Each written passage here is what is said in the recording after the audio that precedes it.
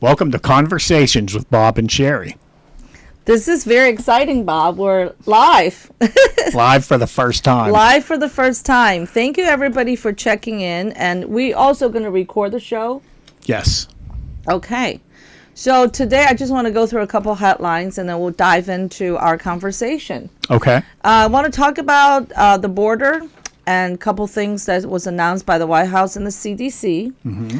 Also, I know we're going to probably touch upon FTX, Twitter, of course.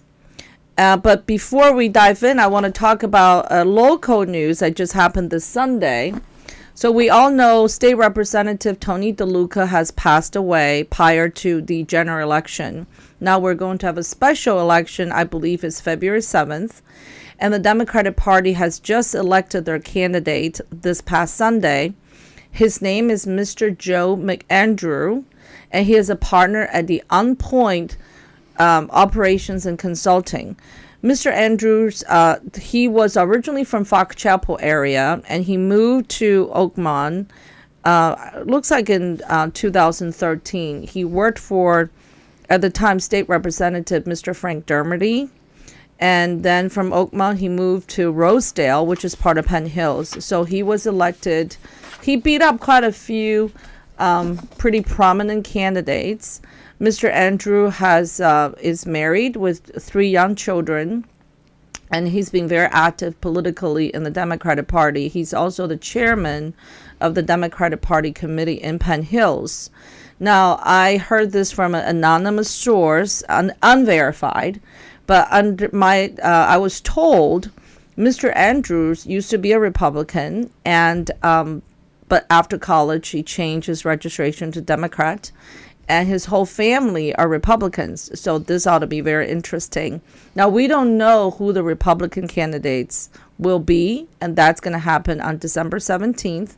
So hopefully we'll talk about that when that happens. So that's a little bit of local news. So, Bob, what would you like to talk about today?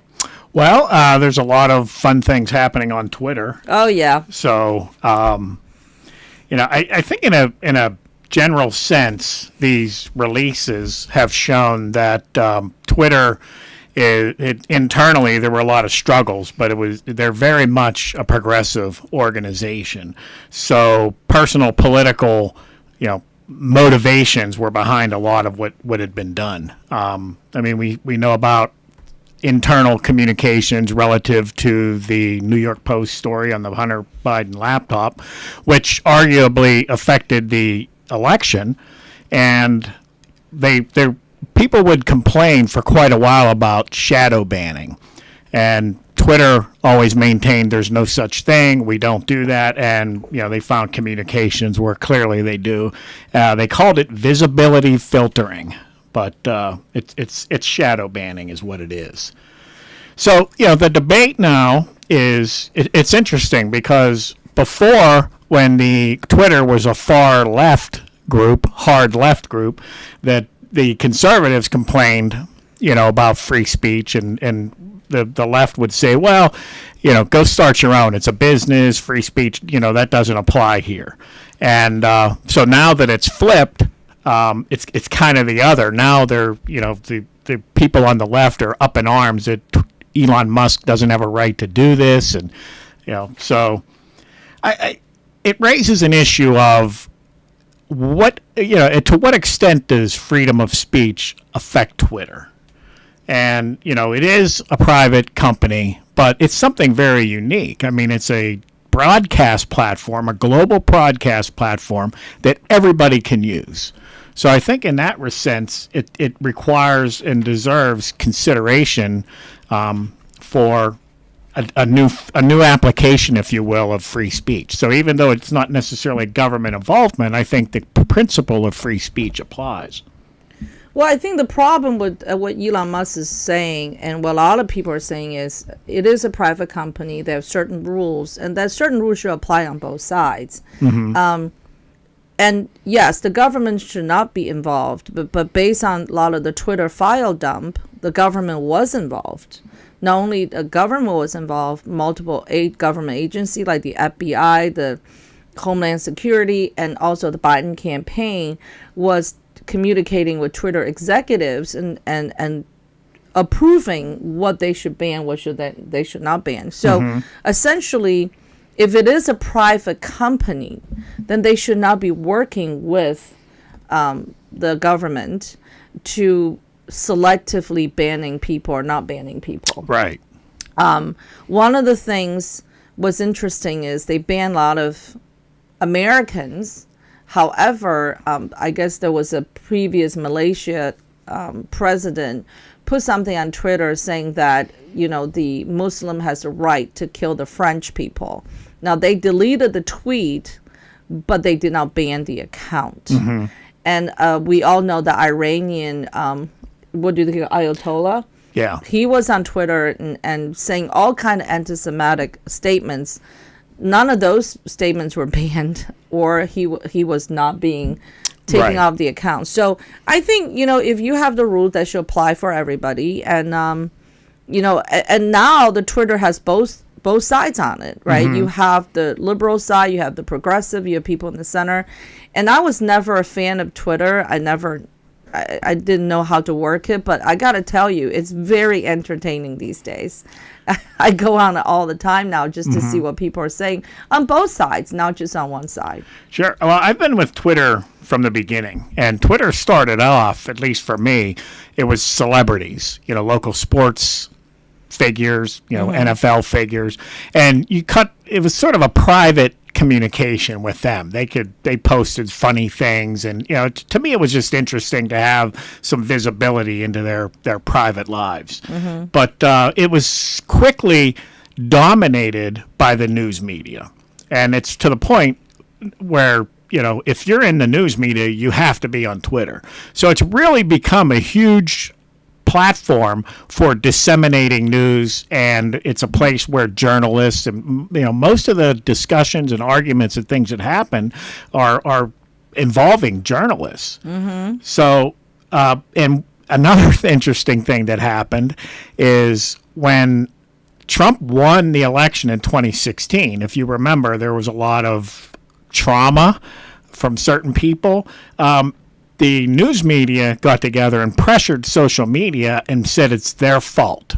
They said that it's your fault because you allowed fake news, false information to disseminate. So if people think back, they'll realize that after the election, that's when a lot of this disinformation, misinformation stuff came out. It was even before COVID.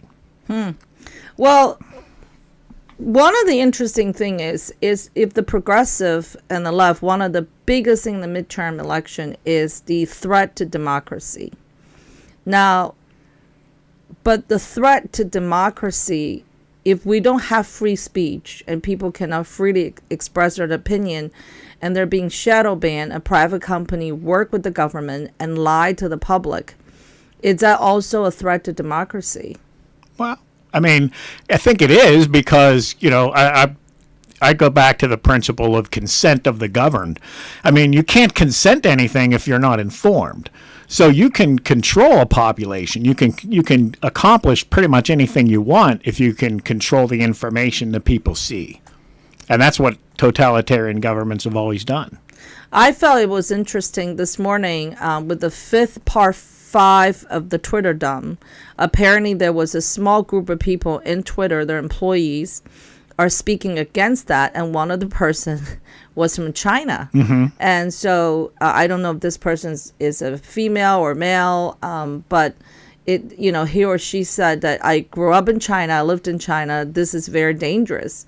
So you can see people from governments that live under the government that will ban speech, such as China, understands how dangerous this could lead to. One of the biggest thing about United States is the Bill of Rights, which is the freedom of speech, freedom press. So, there's a lot of things said on Twitter that's against Elon Musk, that's against Trump. Nobody's being shadow banned, obviously, because I can read them all day long. So it's very interesting. But it's definitely making Twitter way more interesting. And I know there's 90 million, I think, impression per day now on Twitter. And also, I've been seeing more and more advertising on Twitter as well. I think the most funny thing to me is a lot of people say they were leaving, like a few weeks ago when Elon first took over, and none of them are leaving. They're being very vocal about their opinion as well. So I thought it's very interesting. It become a true public square. Yeah, and that's what Elon Musk said when he took it over. He saw it as the new public square, and that he felt free speech was critical. And I think he's really funny.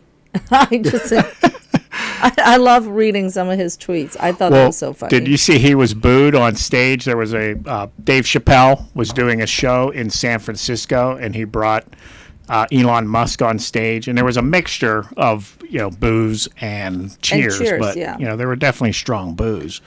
Well, I listened to the videotape. Do you have can you get the tape video up? Actually, it's 1 minute and 45 seconds, and I personally think there's cheers and boos equally, and he didn't get booed off the stage like most media tried to portray. He actually stayed on stage with Chappelle. Right. And that I thought that was really funny.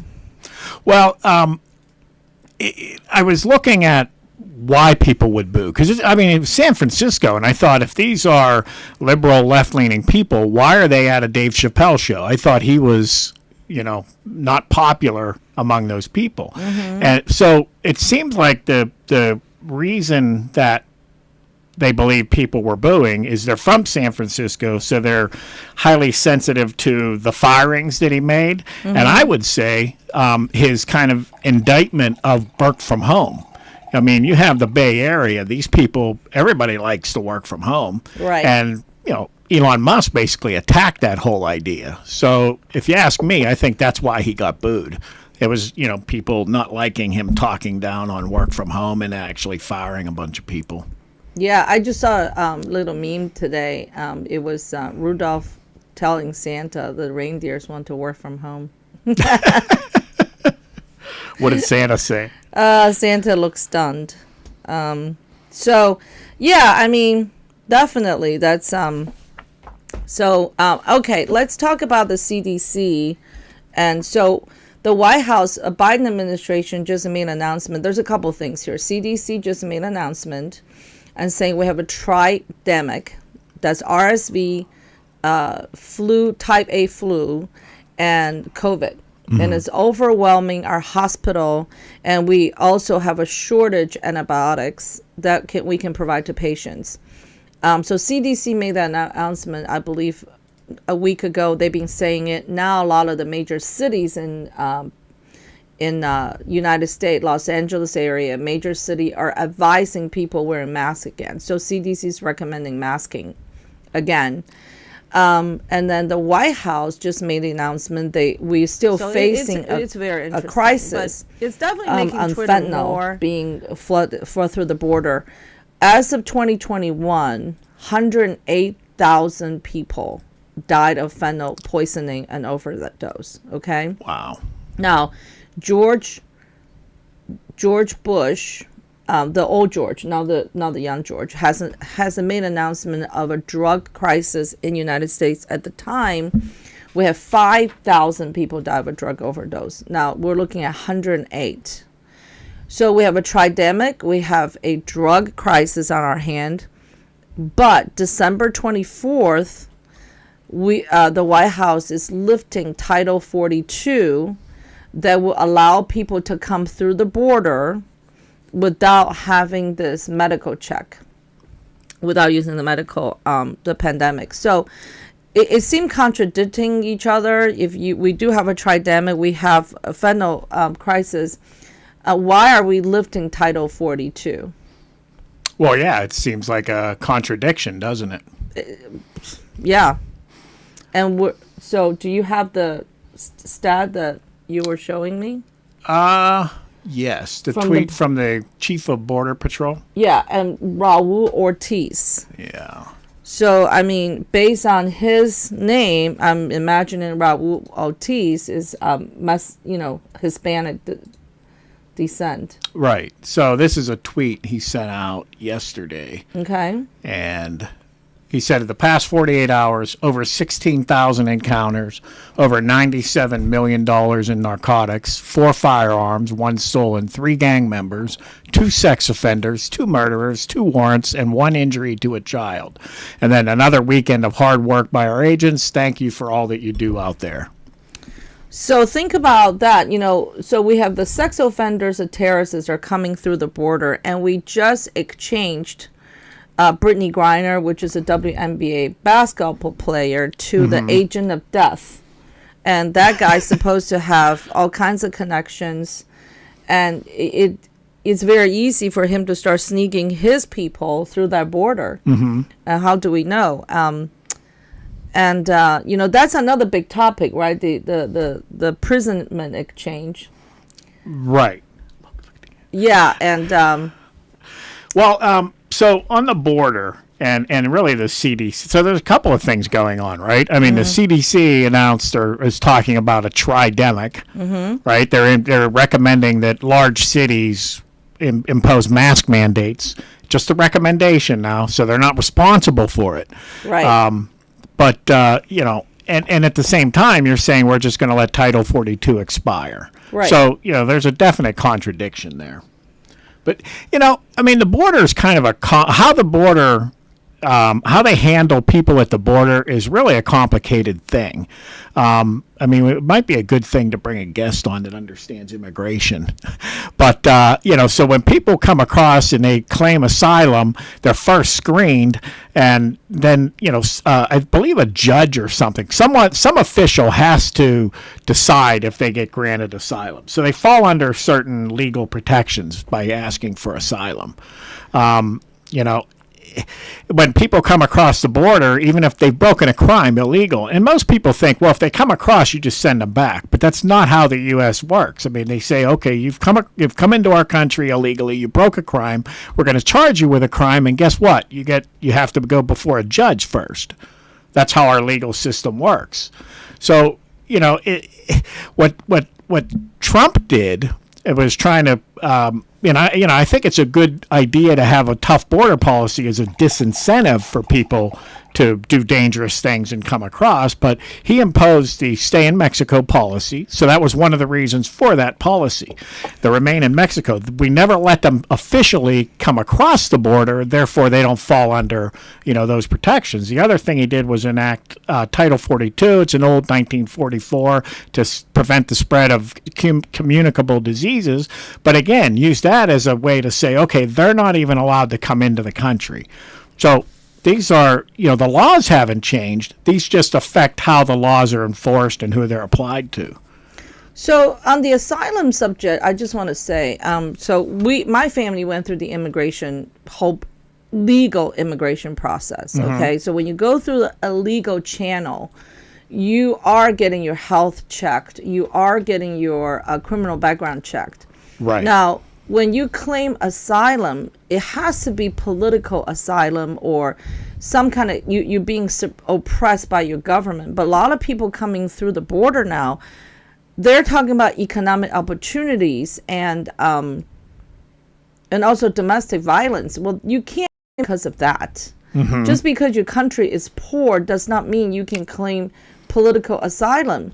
I mean, economic opportunity. How many people in the United States are looking for economic opportunity? How many homeless people we have on the streets that's looking for economic opportunity, or they want to get better, we need mental health facilities. I mean, why aren't we taking care of our own people? That's what I'm saying. Well, you raise a good point. That, I'm sorry, what did you say? People. No, people are looking for economic opportunity. I mean, asylum cannot be economic opportunity or domestic violence. Okay.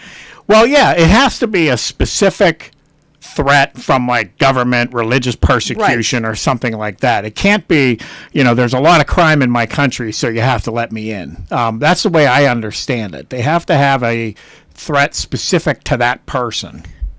And Venezuelans away, which have a true political asylum reason to be here, but those Venezuelans got turned away. Right. And I heard on the news this one Venezuelan say, Biden let me in, we will vote for you.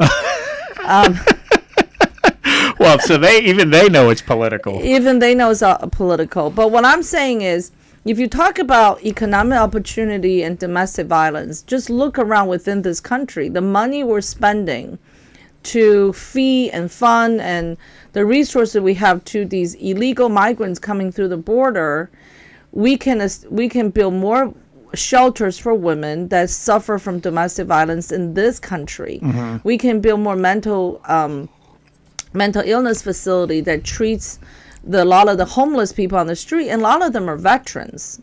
A lot of that, they don't have, they're homeless and they served our country. So it's, to me, it's very frustrating because they are legal channels you can come across to United States, and letting everybody come in regardless where they're from. It's very frustrating. And a friend of mine, she's from Mexico. She actually said Mexico was a very peaceful country, but our border policy, it's attracting so many different people into Mexico. Mm-hmm. And actually, Mexican residents are not too happy about it. Oh, sure they're not. So, well, yeah, I mean, I think our immigration system's a bit tough. So when you tell me it takes 10 years for someone to become a citizen and things like that, I think that's a bit restrictive. But, I mean, we do have to have a process. We do have to have laws. And unfortunately, the Democrats talk like they just want the border to be open and, people come across, they have brown skin. We just got to let them in. And, from the Republican side, it seems more like we got to shut it down and, it's restrictive. Now, they always tend to qualify it with, legal immigration. But I don't hear anybody talking about some of the, details about how, it's either open border or close the border. And, how do we solve the problem? Here's the thing. If you are not suffering for political persecution or religious persecution, and you doing very well in your own country, I can't imagine they want to come to the United States because it's different culture, different language.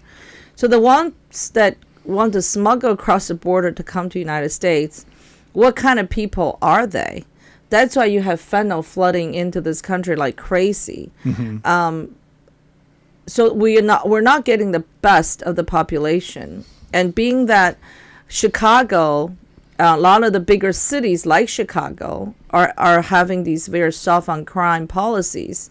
Chicago, with all the crimes they have, they're canceling cash bail in the beginning of the year. And you have all these illegal migrants across the border. So what are we going to be looking at here as far as national security and crime on the street? So, well, I think most of them are people looking to work. They want to have a job, and they want to make decent money that they can live off of. And, one of the problems I heard, from people in Florida and in the South, folks that are in the construction trades and things, too many migrants coming across drives down the wages. So it hurts the Americans, that way. Right. Absolutely. So as restaurant workers, right? Mm-hmm. So if you have everybody demanding $15, $18 an hour to work in a restaurant, and then the restaurant owner can hire someone from Mexico that were willing to work much less. Right. And then, these people are allowed to come in. So it's not like, the policy, it's not encouraging that. So yeah, you are going to drive down. That's the reason why so many people are dropped out of the job market. We have a low unemployment rate, but they don't talk about the people that dropped out of the market. And also in the past quarter unemployment report, they did not mention 130,000 people that dropped out of the food and service industry. So that's, wow. That's another number they did not talk about. So yeah, it's it's kind of crazy. I want to talk about Brittany Griner and the prison exchange to the agent of death. Okay. I understand why Brittany Griner came home instead of Paul Whelan, but at the same time, if I am a black lesbian female or if I am anywhere in the LGBTQ community, I will be very afraid to travel out of the country or to any country that may have ill will towards the United States, because this is a very expensive trade. That means Brittany Griner, it's worth a lot of money. So the LGBTQ community are worth a lot of money. So essentially you put a target on the back of this particular demographic. If they could be kidnapped to get ransom, they could be taken, they could be used for any other type of trade. So I'm not sure. I'm glad she's home. She's with her family.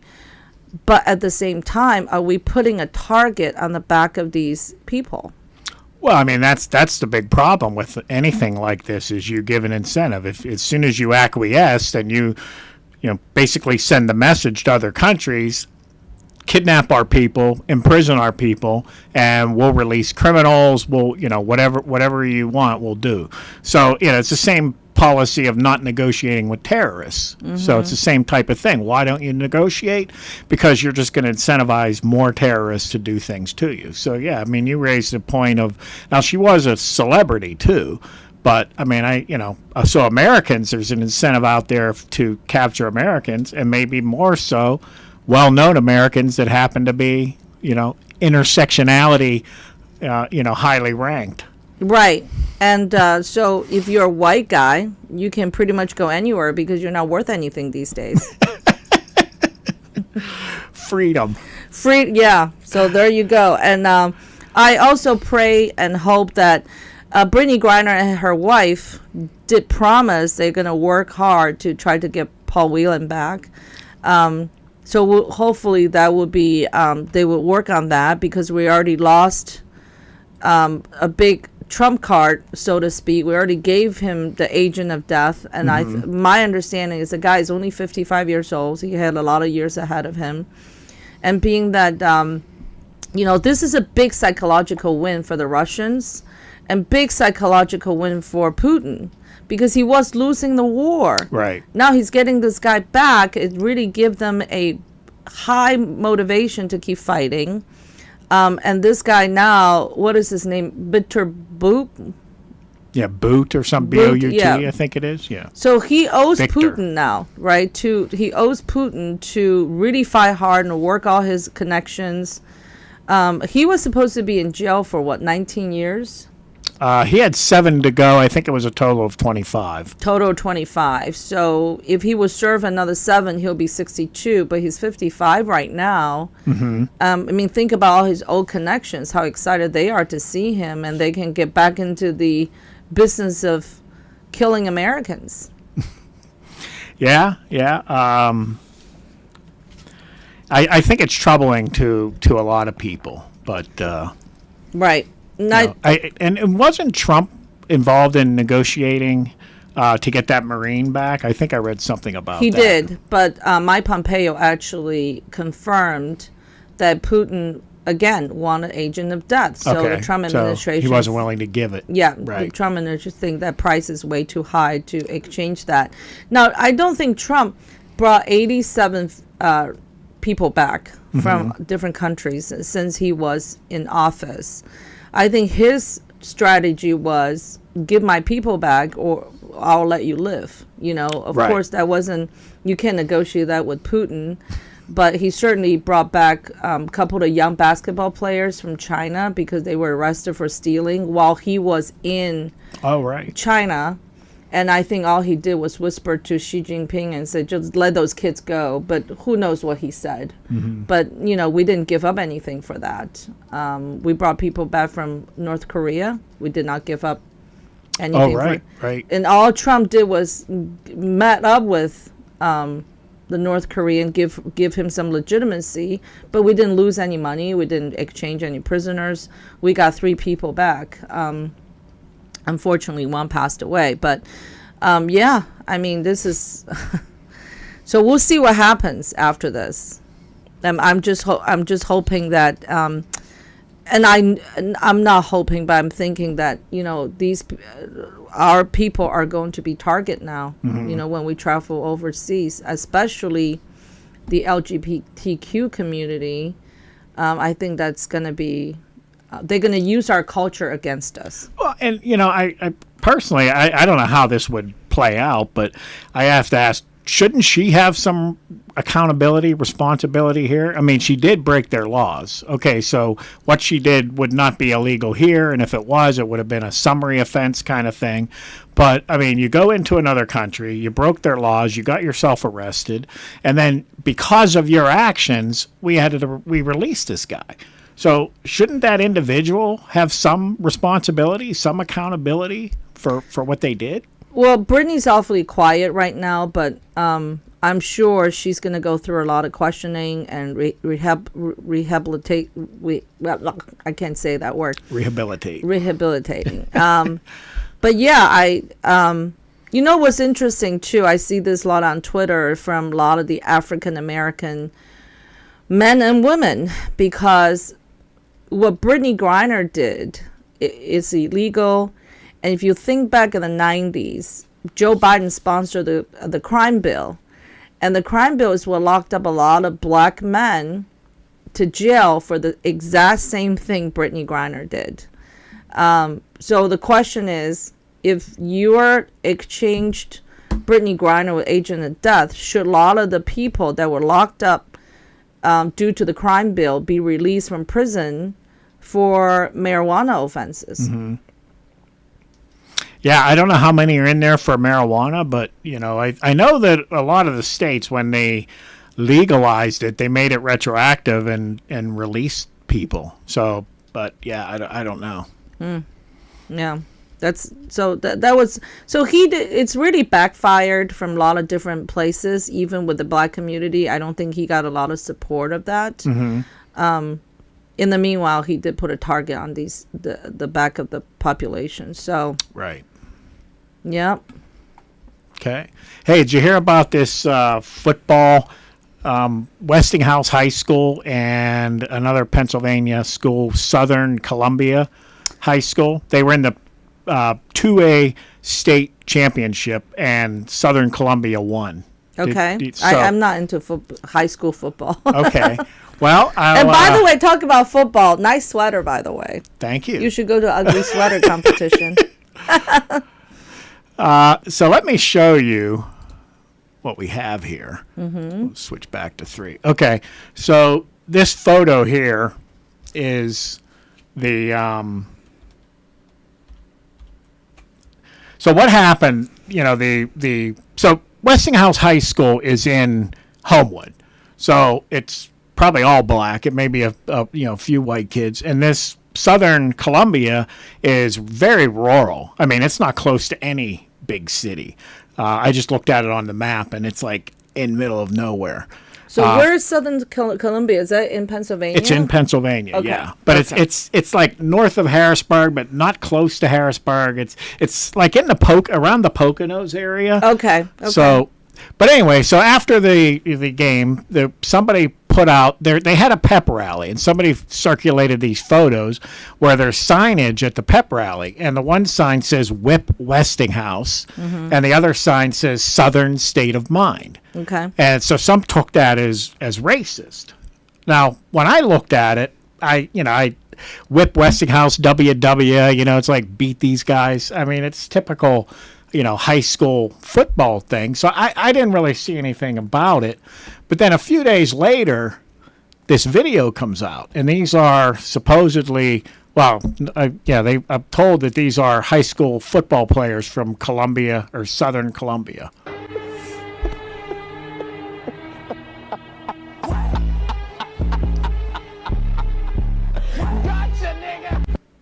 So I'll put the link to that on our website. Well, so at the end there, there's a racial slur. And it's like, wow, that's, pretty damning. And, I saw some local folks talking about how harshly these kids should be dealt with. And, I watched it a few times, and I know how these TikTok, short videos work. And I realized that's not them speaking. That, typically there's an audio oftentimes out there, and it could be thousands of people create different videos using this audio background. So I tried to find the audio, and I found this.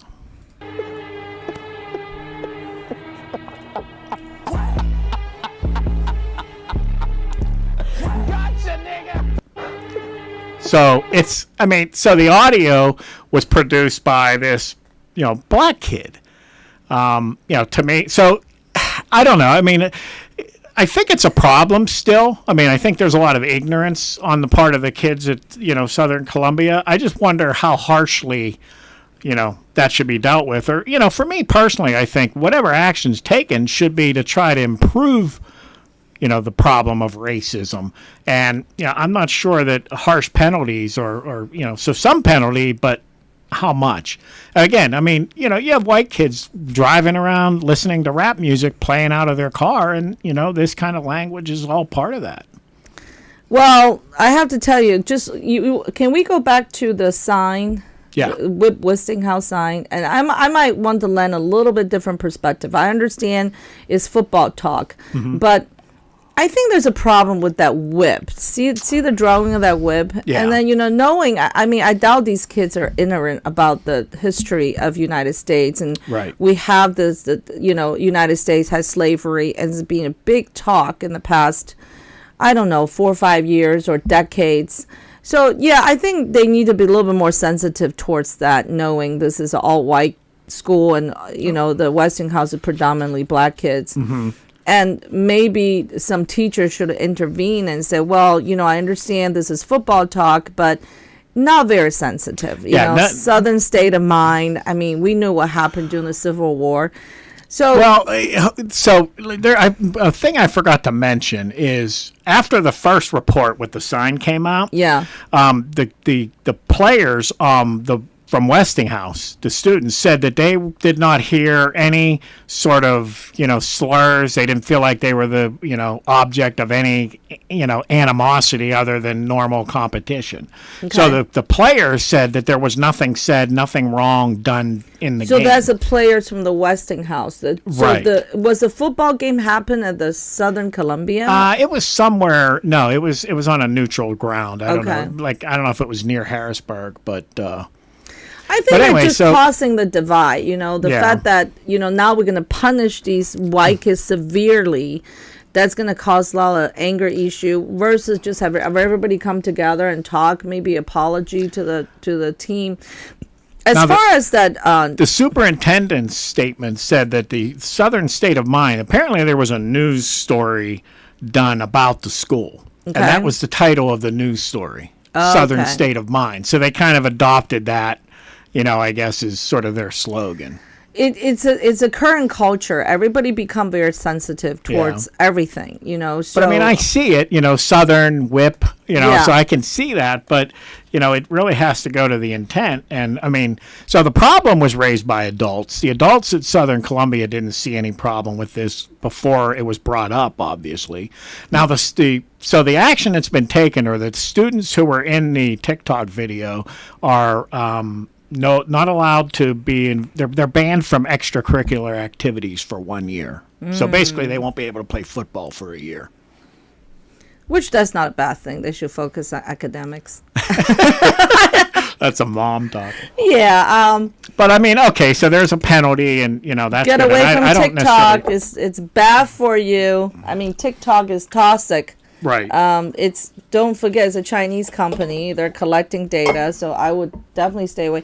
And yes, I do have a problem with anybody using the N-word. I mean, if you go back to that video of that black kids made, it's making fun of, it's very sexist, right? And it's making fun of women's body with this twerking thing, then start using the N-word, or, is he also making fun of, transgendered women, and because he's like, I put in the dress on and tricking the black, tricking men. So where are we going here? Get in line. Everybody's offended. So listen, I'm offended. Well, and all that kid was doing, this is the original TikTok video. They do it for attention. They do it for shares and clicks and try to be funny. I mean, right.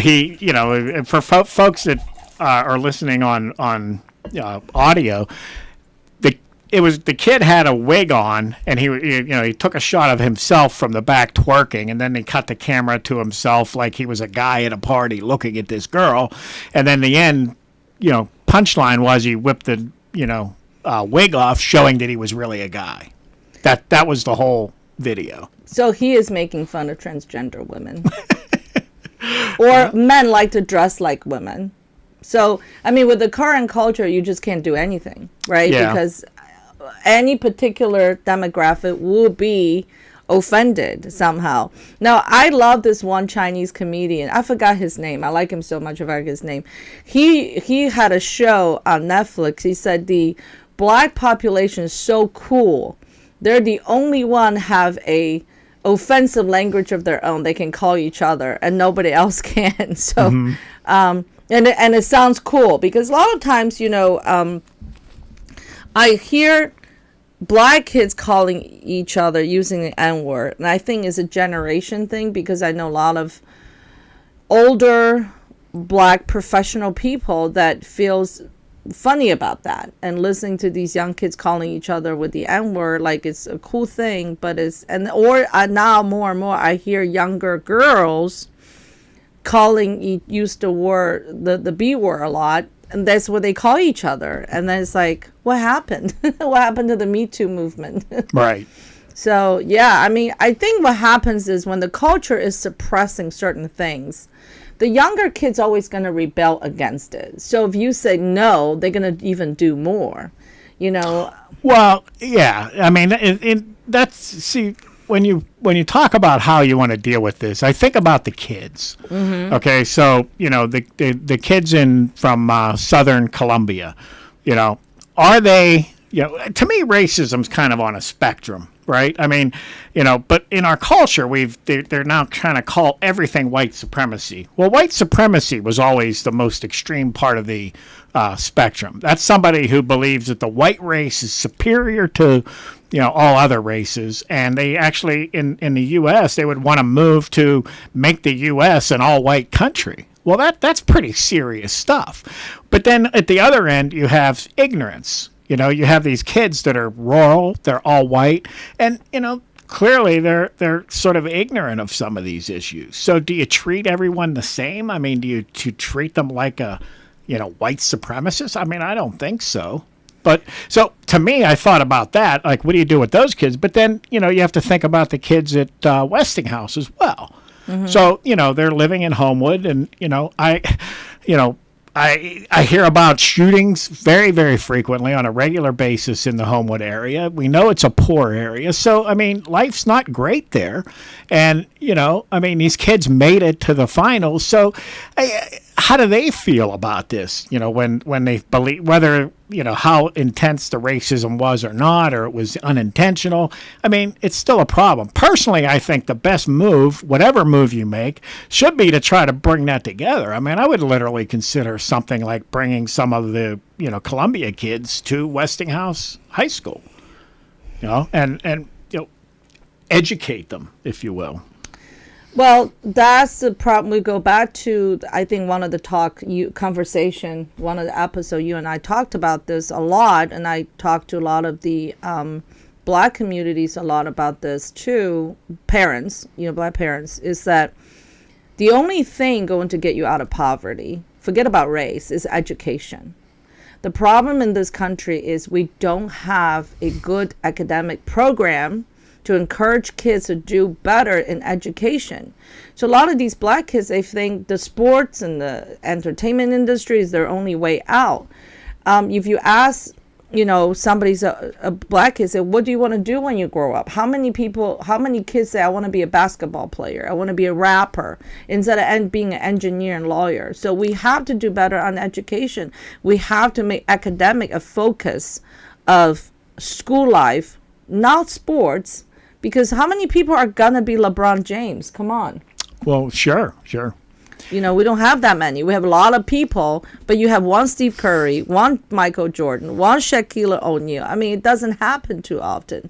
So let's focus on reading, writing, arithmetic. Yeah, I mean, if you want to go to talk about reducing poverty, ending poverty, we can go there. Just for the situation is what it is. I mean, the kids are where they are. I guess my point was, I just think if you're too harsh, say on the Columbia kids, then all that does is send a message. It develops more animosity. So there may not have been animosity against the black kids before, but now you've created it if you overdo it. And stop teaching CRT. Teach history. Don't teach CRT, because if the white kids feels they're the oppressor and the black kids were oppressed, that's not the kind of mentality we need going forward. We need to say, okay, here's the history. We made a mistake. There was a mistake made, but slavery was all over the world. It's really economics, right? Rich people against poor people versus rich people. So that's why we need more middle class. We need better education. That's always been the Chinese people, Asian countries believe is education, education, education. Right. So, yeah. So what do you think about Sam Bateman, whatever his name is, got arrested? FTX, our buddy. Well, so finally the U.S. filed charges, and there's 7 or 8 charges, but it's basically wire fraud, securities fraud, money laundering, and something about campaign finance. Okay, so those are the charges. That's what he's being investigated.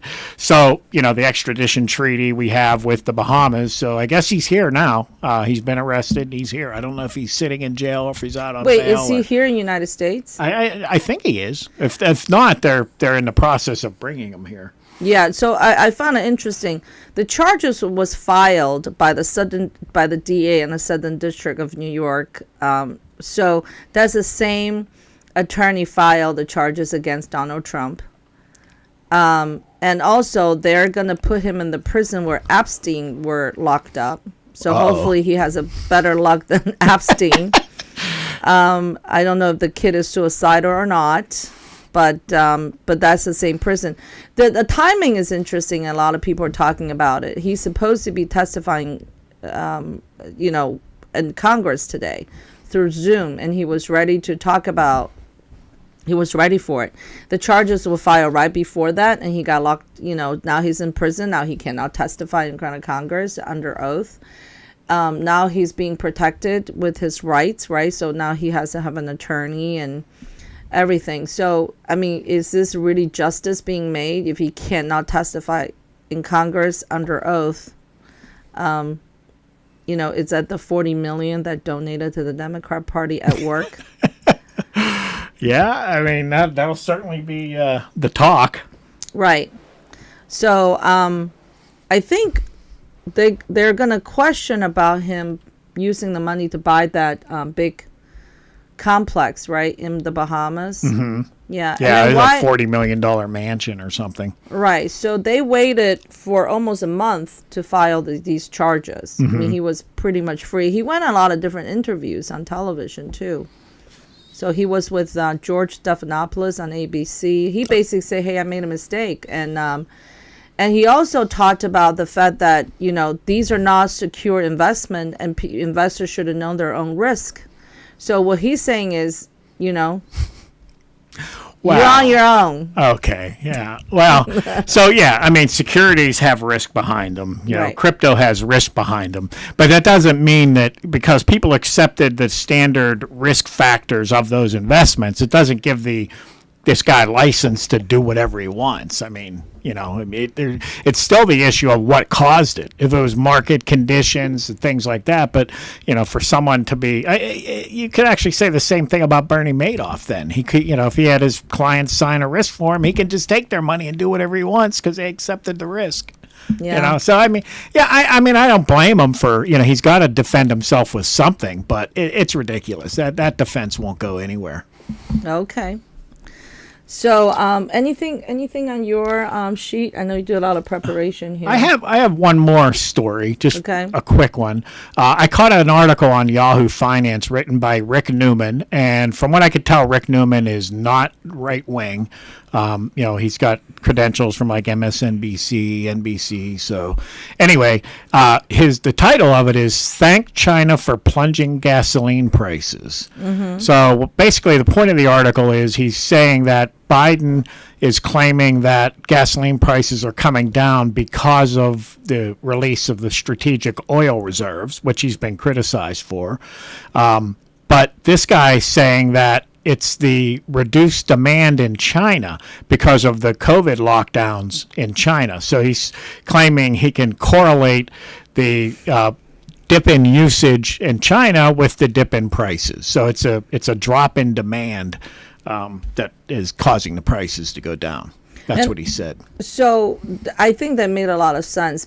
Not only is less usage, and you have to understand with the lockdown, a lot of people lost their jobs. They don't now have the kind of money they used to have. So I think the demand probably will continue to come down because a lot of people probably have to get back on the bicycle in China.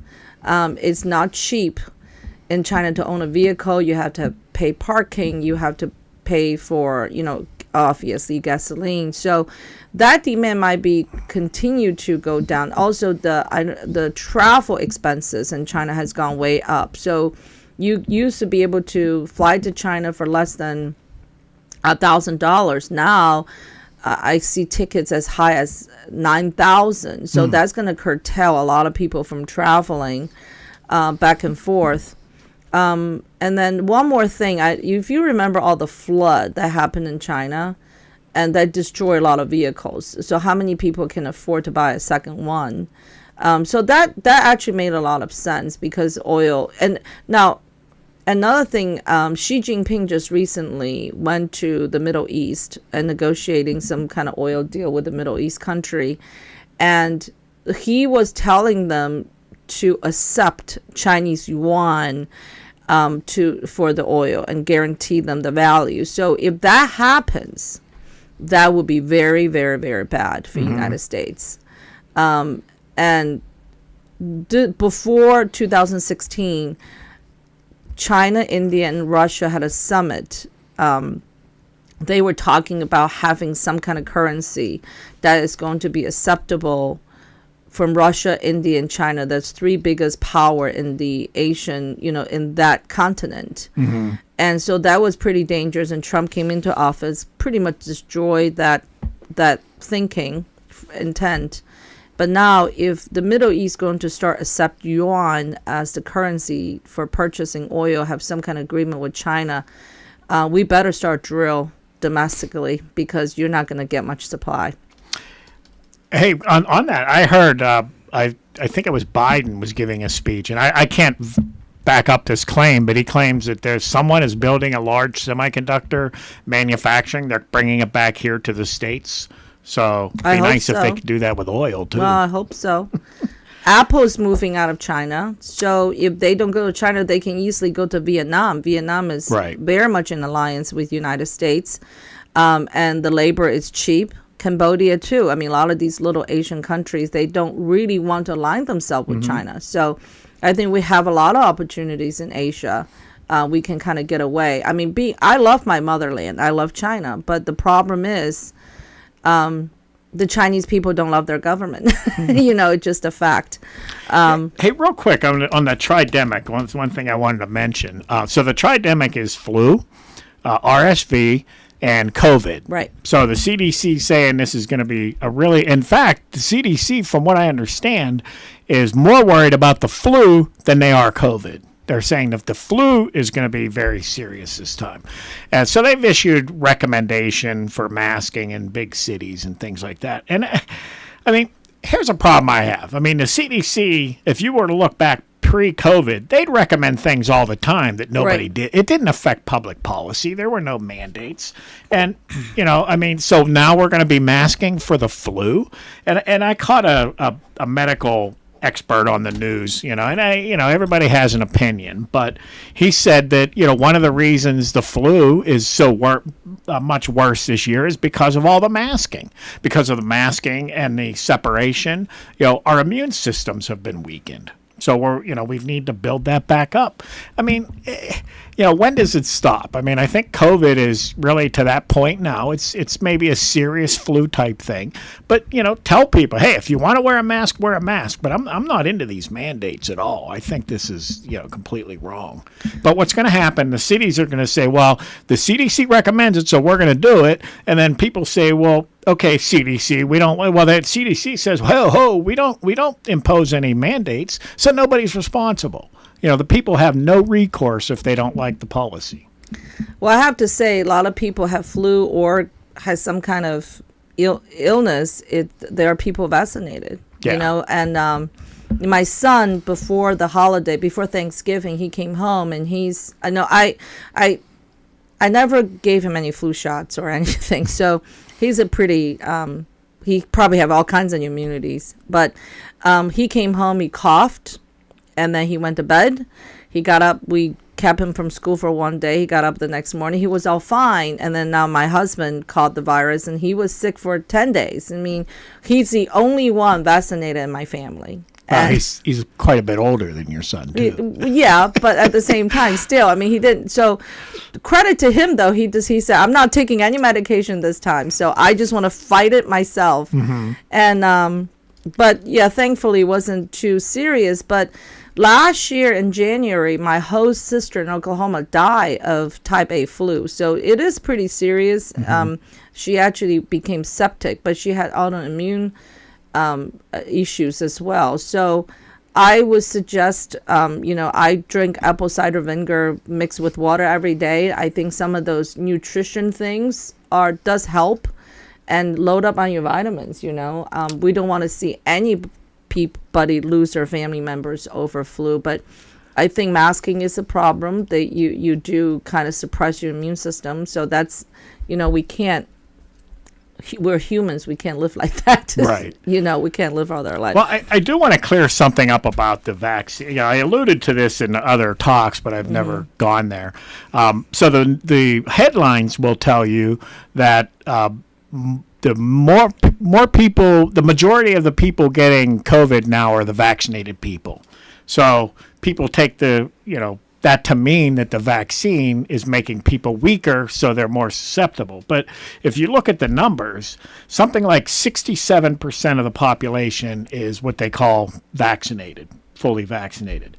58% of the people getting COVID now are vaccinated. Well, if the vaccines do absolutely nothing at all, then you would expect 67% of the people that are vaccinated, or that have COVID are vaccinated, because 67% of the population is. But in reality, even though 67% is vaccinated, if you look at the high-risk people, the older people and the people with other health conditions, they're in the 95+% vaccinated. So in reality, that the demographic of the vaccinated people should actually be, if the vaccines were doing absolutely nothing at all, then they should be even higher than 67% of the cases. So, I mean, just to clarify, I mean, I think the reason they're saying those articles is they want people to get boosters. They want to let them know, hey, the vaccine's not as strong as it was. You're not getting what you used to get. Go get a booster. And so that's why they're saying that. But it doesn't mean that the vaccine is making more people get sick. Yeah, and I still think we should believe in our own immune system. What about the T cells and the B cells? I strongly encourage people to look into the T cells and the B cells of our own body. Well, I think it should be a choice. I think it should be a choice. You should make your own choice. Yes. If I really wish our government was working on another pandemic procedure that basically says we're not going to treat everybody, we're not going to lock everything down. The situation for somebody 70 plus years old is different for somebody in their 20s. Okay? So, I mean, the risk reward, the risk is actually higher of this myocarditis in the younger people. Right. So the risk of the vaccine is higher and the benefit is much less. And, so what our CDC, whatever our government should be doing is teaching people about this so they can make an informed decision of whether they want to be vaccinated or not. Instead of turning it into a bad people don't get vaccinated kind of, the anti-vaxxer thing. That's not helping anyone. Because the pharmaceutical company have way more money to push those marketing schemes than everybody else. So let's not forget this country is controlled by Big Pharma. Healthy people is not profitable. Your natural immunity is not profitable. A A big jug of apple cider vinegar from Giant Eagle is $5.82. It lasts me about a month. Does it cure everything? I've been drinking it every day. I have to tell you, when I don't drink it, I don't feel right about it. I feel much cleaner. My body feels cleaner when I drink it, but that's just me. I actually did it for the fact that to lose weight. I didn't really do it for I didn't do it to increase my immunity. I did it because to suppress my appetite and try to lose some weight. So I did it for it's apple cider vinegar, not apple cider. You're drinking vinegar. Right, it's apple cider vinegar. You just take a tablespoon, mix it with water, and I will squeeze some lemon in it. I mean, there's no side effect. I mean, some people might have acid reflux from it, but once I got through the first week and I been drinking every day, I haven't weighed myself yet, but I'm going to give myself a good solid year. So hopefully I'll drop some weight. All right. Hey, keep us posted. Yeah. Before we leave, I want to talk about Meghan and Harry. Oh, wow. Oh, I know. Okay. So, I didn't really have any intention to watch the Netflix show. And Neither did I. And so I never really was never really crazy about the royal family anyway. It just, to me, is celebritism, whatever. But the problem I had is the Fox News and a lot of the right-wing news keep playing this one clip and saying how Meghan Markle disrespected the grandparents and was mocking the royal family. The whole curtsy thing. And she looked at him with a side eye and all that stuff. So, I'm the kind of person where if the news media keep playing one clip, just like what they did with Trump, there's something to it. So that one clip drove me to watch the series. I mean, I only watched part 1, the part 2 hasn't come out yet. But if you watch the whole series, what it led up to that clip was the fact that they dated in secrecy for a long time, and then they were driving to somewhere, and then all Harry told Meghan was, oh, we're going to go have breakfast. My grandmother would be there. Okay? So sounded to me it was a private family affair. And throughout the whole show, Meghan said, I understand in public there's certain things you have to do, but I couldn't understand why you have to do it in private. So the formality carries out throughout private and public. So she didn't know she had to curtsy the queen in private until and I blame Harry for this, right? You grew up in the royal family. You know the protocol. I mean, help your girlfriend with this. I think we can't blame it on Meghan Markle. I think Harry is responsible for not giving her enough heads up.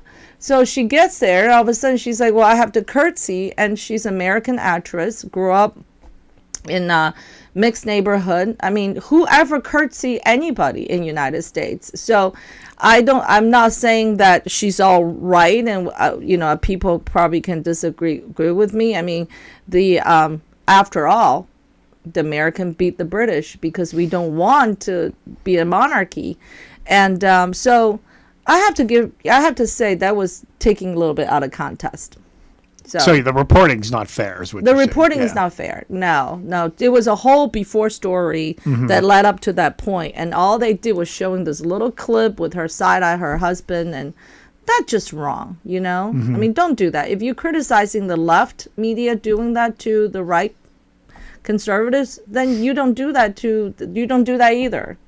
But clearly she probably had, I mean, besides trying to clear her family name, they definitely need the money. And, I mean, I think anybody probably would have used that to do that. And then supposedly somebody says she has some political ambition. So we'll see what happens. Well, I mean, I can understand. I mean, I guess I never thought about it. But when you say that the formalities are there even behind closed doors amongst family, I never would have guessed it. But when you say that it's there, it does make sense. If you think about emperors, kings throughout history, they were considered, some cases, literal gods. They were God, or they were at least closer to God. Mm-hmm. So, there's a huge reverence there. So I think about, Christian teaching in heaven. I mean, even if, we're considered children of God, there's always going to be that reverence of God. And it's, it doesn't matter if you're, in public or one-on-one with God, there's that. So I think that's where it comes from. I don't think it's necessarily right to elevate humans. In fact, it's not right to elevate humans like that, but I think that's the history behind it. Right, but you can't expect American actress to go and immediately knew that's what's going on. Go to grandma's thing, and then there's all this formality. Right, you got to curtsy your grandmother. Are you kidding me? And it might have been different if he said we're going to meet with the Queen. But my grandmother would be there, and then she said, she didn't realize the British people are not. They're more distant. It's not like in America, you see each other, you hug, you do this. It's kind of like Japanese, right? If you go to Japan, everybody bow each other. You bow to your parents even.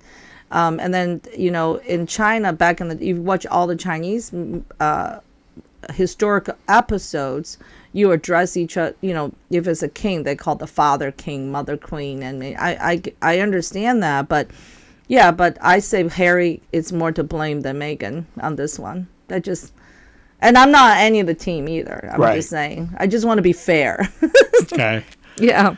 Well, I guess that's a wrap. Hey, I just want to say that the Facebook stream dropped out early on. Okay. And that's where I lost my train of thought there. I was trying to restart it. So I did get it restarted. And, so anyway. Well, we still will have the complete episode recorded, right, to put on YouTube as a record. But this is our first time live streaming. So if there's some technical difficulties. And Bob spent a lot of time doing this, so I give you a lot of credit, Bob. Thanks. Yeah, and this was fun. I think this is great. So please hit that subscribe button. We will continue live stream. We also on different podcast platforms. And then also, if you have any topics you want us to talk about, discuss, and please send us privately message us, put it on the message board. We'll welcome all opinions, criticisms, constructive criticism. Right. And I'll get set up. There's still a couple things I have to do so that we can take a, remote guest over Skype or one of those. So. All right. All right. Thank you. That was great. Awesome. Yeah, it was fun. We're getting better at this. Okay.